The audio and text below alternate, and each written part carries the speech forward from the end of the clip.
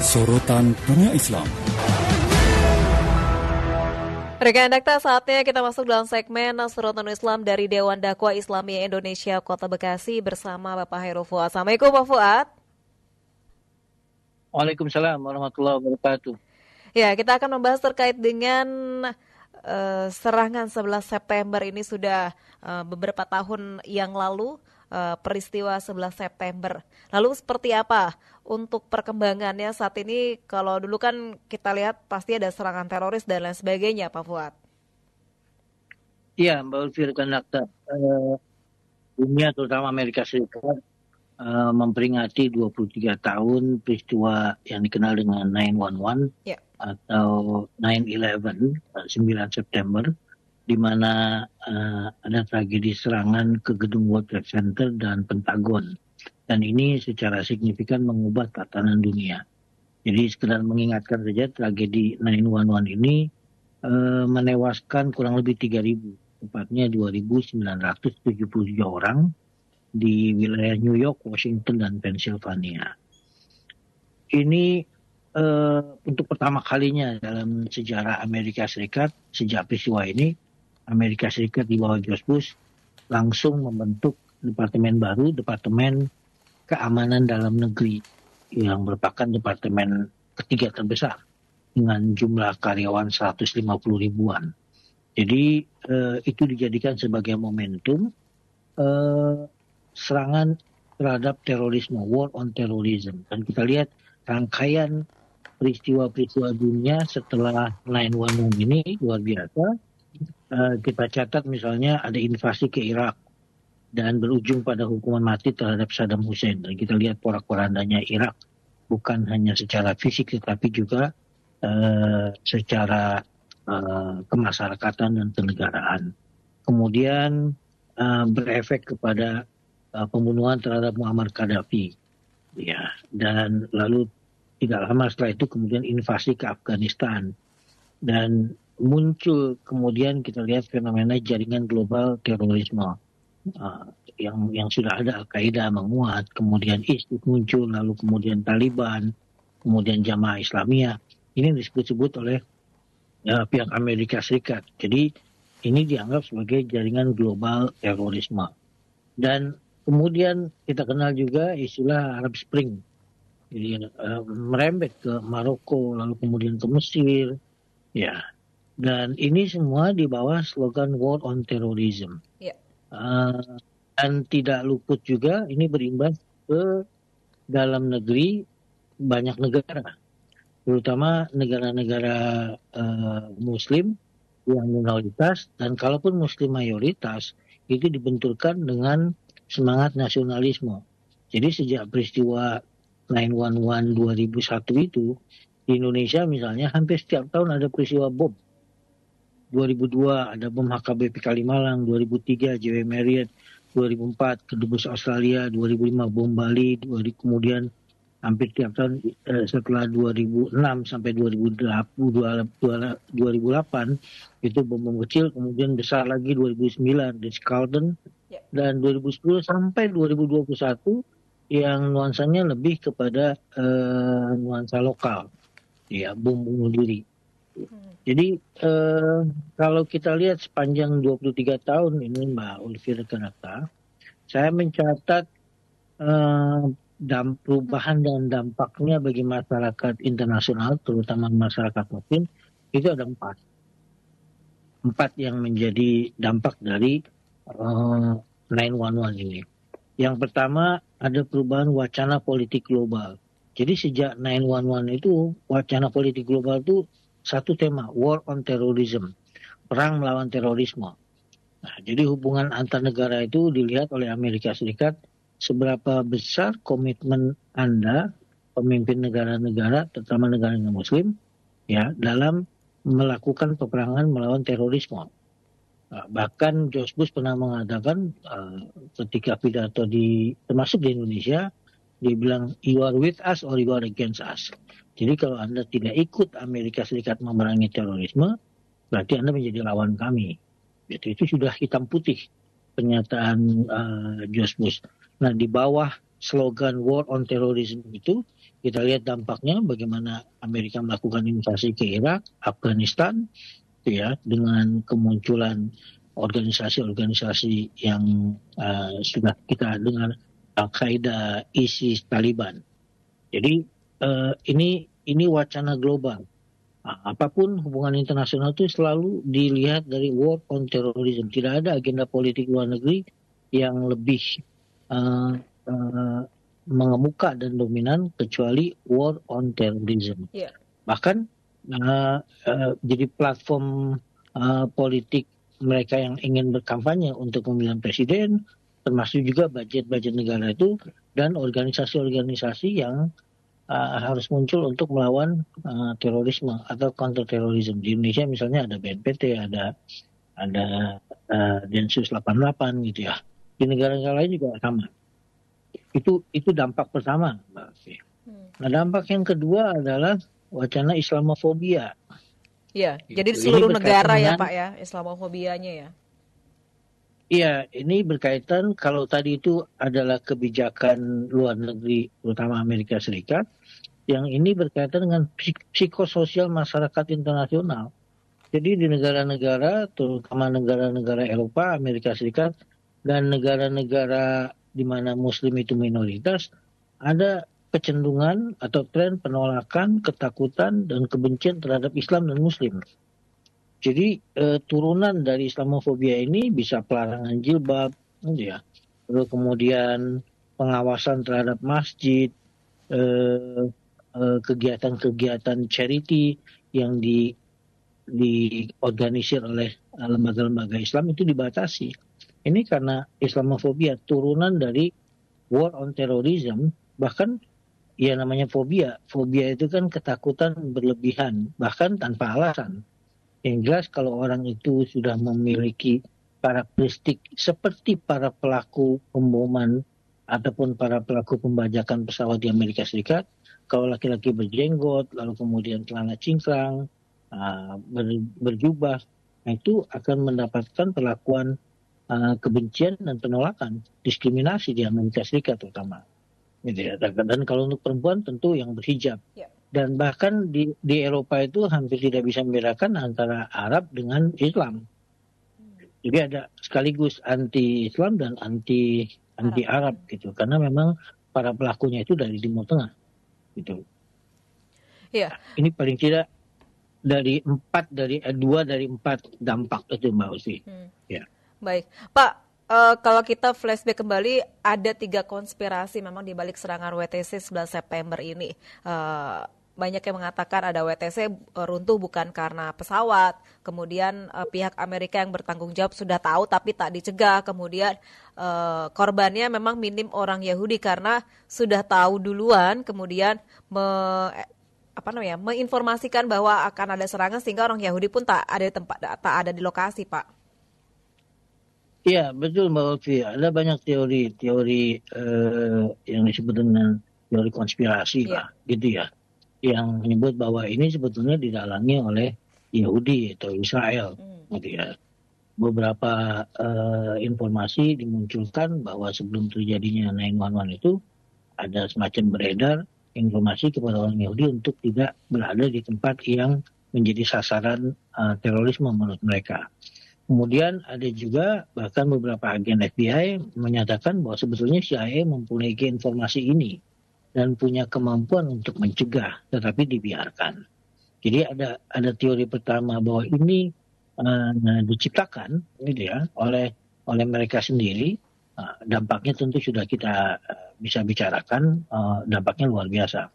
Yang kedua, boleh jadi memang ada kelompok-kelompok tertentu yang ingin melakukan ini, pihak CIA sudah mengetahui tapi dibiarkan, dijadikan sebagai justifikasi bahwa untuk kedepannya Islam itu akan jadi ancaman internasional, karena ini semacam menjustifikasi tesisnya Samuel Huntington. Samuel Huntington kan pernah membuat tulisan yang menggegerkan dunia setelah Uni Soviet runtuh, bahwa musuh Barat selanjutnya adalah Islam, dan itu dinyatakan oleh Samuel Huntington, gitu ya. Dia dengan gamblangnya menjelaskan bahwa di dunia ini ada 11 kebudayaan, civilization, dan clash of civilization, pertempuran peradaban itu yang terjadi ke depan setelah Amerika ataupun Barat dengan Timur, terutama komunisme, itu adalah Islam. Itu bahkan disebutkan yang dikhawatirkan adalah ada kombinasi antara Sino-Islam, Cina dengan Islam. Meskipun orang banyak meragukan bagaimana titik temunya antara kekuatan Cina dengan kekuatan Islam gitu. Tapi itu digarisbawahi. Dan ternyata sekarang Cina juga menjadi ancaman buat Barat dan Islam lebih dulu dijadikan sebagai kalau boleh dikatakan semacam abortus gitu ya. Sebelum Islam ini besar, lalu kemudian diaborsi, jangan sampai Islam itu jadi besar. Maka setelah itu kan kita lihat kebijakan-kebijakannya, kebijakan luar negeri, kebijakan pendidikan, kebijakan pertahanan dan keamanan semua negara itu mengarah kepada yang saya sebutkan tadi slogannya War on Terrorism. Nah, apapun apakah ini konspirasi atau memang dilakukan oleh kelompok-kelompok Islam yang mereka sebut garis keras gitu ya. Yang kita lihat ini dampaknya sudah luar biasa gitu. Jadi dampak politik luar negeri, dampak psikososial masyarakat internasional gitu ya. Dan saya sambung sekalian gitu ya. Dampak yang ketiga adalah politik domestik. Jadi menguatnya wacana Islam versus nasionalisme. Jadi seringkali mengemuka politik identitas itu dicurigai gitu. Termasuk di Indonesia. Ada isu-isu negara Islam dicurigai kalau Islam masuk ranah negara gitu. Dan ini yang mereka kuatkan sebut dengan post-Islamisme. Jadi ada kekuatan-kekuatan Islam yang akan menunggangi demokrasi untuk mencapai tujuannya. Jadi dia ikut pemilu, ikut di parlemen gitu ya. Begitu nanti mereka akan kuasai, mereka akan deklarasikan negara ini berdasarkan Islam. Itu wacana yang mereka munculkan. Setelah mereka katakan dulu Islamisme itu bahasa vulgar mereka bahwa ada kekuatan politik militer yang ingin menjadikan sebuah negara jadi negara Islam. Nah, kemudian mereka membaca ini berubah. Nah, setelah mereka diberangus, menurut mereka kelompok-kelompok Islam itu ada fenomena namanya post-Islamisme. Yep. Mereka seakan-akan menerima demokrasi, gitu ya, pembajakan demokrasi, ikut pemilu, lalu kemudian kalau menang, nanti mereka akan menguasai negara dan baru mendeklarasikan negara Islam. Itu diwacanakan terus, gitu ya. Jadi politik domestik itu paling terasa bagi umat Islam yang menjadi minoritas. India, Filipina, Thailand, Myanmar, Eropa, dan Amerika Serikat. Jadi mereka tekanannya sudahlah sebelumnya ada Islamofobia, ya mereka dikait-kaitkan dengan kelompok separatis. Kemudian ada isu terorisme. Cina sebelumnya tidak pernah berbicara tentang terorisme. Ya. Tapi setelah 9/11 gitu ya, terutama 5 tahun setelah 9/11 ini, Cina mengadopsi juga bahasa terorisme. Sebelumnya itu hanya menggunakan bahasa separatisme untuk kelompok-kelompok Islam yang ada di wilayah Cina. Ya, tapi ini Cina memanfaatkan isu war on terrorism. Nah, itu yang saya kira ketiga itu adalah dampaknya politik domestik, menguatnya Islam versus nasionalisme. Dan yang keempat, ada wacana akademis. Terorisme itu seakan-akan jadi makanan dunia akademis. Iya, benar. Dikaji di barat, dikaji di timur gitu ya. Bahkan ada semacam reduksionisme. Terorisme itu dijadikan sebagai stigma. Jadi kelompok Islam manapun yang kira-kira keluar dari masalah sholat, masalah fikih, ibadah, bicara tentang politik ekonomi itu sudah dicurigai akan masuk ke ranah terorisme. Dan ini jadi stigma. Kemudian dalam wacana akademis juga dibenturkan antara terorisme, bahwa terorisme adalah musuh kemanusiaan, musuh demokrasi, musuh HAM. Dan terorisme mendorong pada intoleransi, persekusi, dan kekerasan keagamaan. Ini wacana akademis dan sampai sekarang, gitu ya. Jadi selalu saja kebijakan politik lalu kemudian ditopang oleh wacana akademis, apalagi di Barat gitu. Di Barat itu tidak ada tandingannya. di dalam media masanya bias, lalu kemudian tokoh-tokoh mereka yang menyebut sebagai pengkaji agama, gitu ya, itu selalu bicara terorisme itu dengan nada negatif dan tidak punya tandingan. Ini yang dikeluhkan oleh Akbar S. Ahmed, misalnya seorang muslim antropolog di Amerika Serikat, bahwa problem muslim sekarang di dunia barat adalah mereka tidak bisa mengimbangi wacana terorisme di barat. Karena wacana itu dikuasai oleh orientalis, orang-orang barat yang mengkaji Islam. Sementara orang-orang Islam yang jadi akademisi intelektual di barat tidak memiliki kemampuan berbahasa yang bagus untuk mengcounter ataupun tidak memiliki kemampuan intelektual yang canggih untuk mengcounter isu-isu terorisme berhadapan dengan orientalis ini. Itu Mbak Ulfi, rekan data. Baik. Nah, tentunya kalau kita lihat perjalanan hingga 23 tahun untuk kebijakan dari Presiden di Amerika Serikat terhadap serangan ini, kemudian terorisme, dan lalu juga terhadap Islam sendiri, bagaimana Pak Fuad? Ya, kalau kita perhatikan 3 tahun terakhir terutama ya. Ini isu terorisme mulai mengendur. Mengapa? Pertama, fenomenanya kita lihat yang disebut dengan organisasi jaringan global itu memudar. Kita tidak pernah lagi mendengar Al-Qaeda. Tidak ada lagi berita tentang ISIS. Bahkan berita tentang Taliban pun senyap. Setelah kelompok Muslim di Afghanistan itu berhasil mengusir bonekanya Amerika Serikat. Jadi tidak ada wacana ini. Al-Qaeda, ISIS, Taliban, kemudian Jamaah Islamiyah. Jadi meredup. Gitu. Kemudian bergeser kepada isu Islamofobia. Islamofobia dalam bentuk kebijakan-kebijakan, tapi itu pun sifatnya sporadis. Jadi kita perhatikan dalam 3 tahun ini, apalagi terhalang dengan COVID ya, terutama 5 tahun ini, fokus dunia kepada COVID. Gitu. Jadi sejak muncul isu COVID itu isu terorisme menurun. Nah, yang muncul sekarang justru ada semacam logika terbalik di barat. Karena isu terorisme mengendur, yang muncul adalah isu Palestina dan Israel. Dan kita lihat kalau di ranah masyarakatnya sudah muncul itu kepedulian terhadap kemanusiaan.